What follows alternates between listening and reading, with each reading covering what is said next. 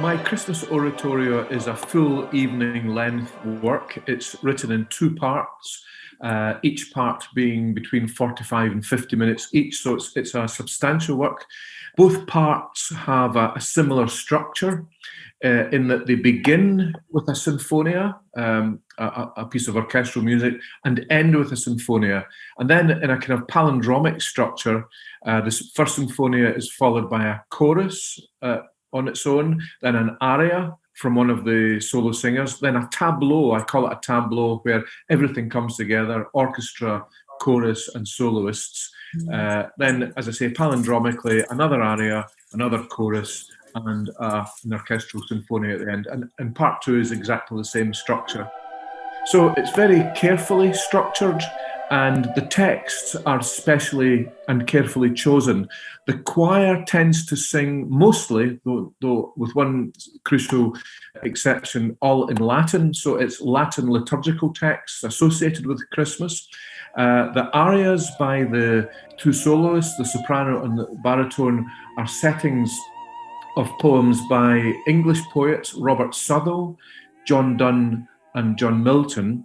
And then the two tableaux, the central movements where everybody comes together, they are settings of biblical texts. In fact, two gospel texts relating to the birth of Christ. In part one, it's a St. Matthew story, and in part two, it's the prologue to the St. John Gospel.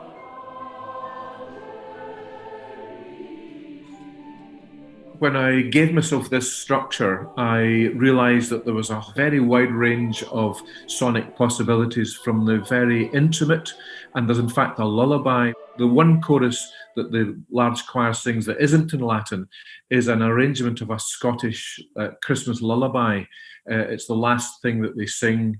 I think it's an intimate moment. It's like the words of a mother to her child. It's a text and indeed a melody that is known in the Outer Hebrides. So from that intimacy right through to very dramatic moments. I mean, the St. Matthew treatment of the Nativity story is not just dramatic, but violent, because it deals with King Herod, it deals with the slaughter of the innocents and so on.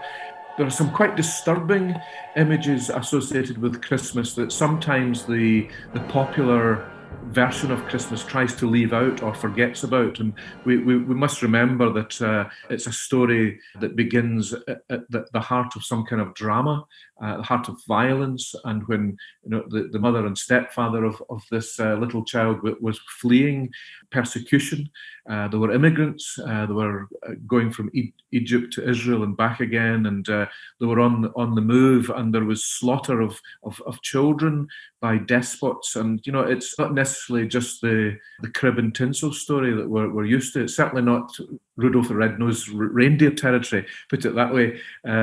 Although, having said that, there is much in Christmas carol music that is infused with those joyous secular dance rhythms. And there are some of that at moments in this, especially such as the second chorus, which is a kind of almost kind of folk-like expression of joy, where they sing, "Today the Saviour has been born," in Latin.